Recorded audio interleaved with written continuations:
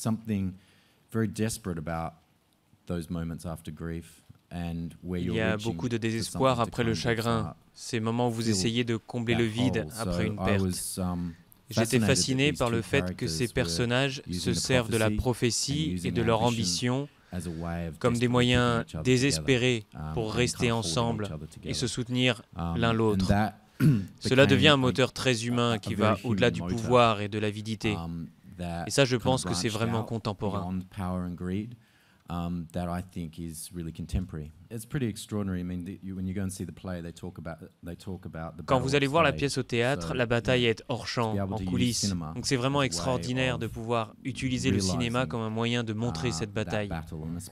Notre interprétation de Macbeth en particulier, avec ses visions de sorcières pendant la bataille et la façon dont la guerre, la bataille, définissent en quelque sorte sa fragilité au début du film, c'était essentiel pour moi. People always talk about it as being a sort of story of ambition. Yes, that's true. And, you know, on parle toujours de Macbeth comme d'une histoire d'ambition, c'est vrai. Où votre ambition peut-elle vous mener? Qu'espérez-vous? Et quelle est la réalité de cet espoir? Mais je pense que c'est avant tout l'histoire d'une perte, de la perte de la relation dans un couple, la perte de leur enfant et la perte de leur santé mentale.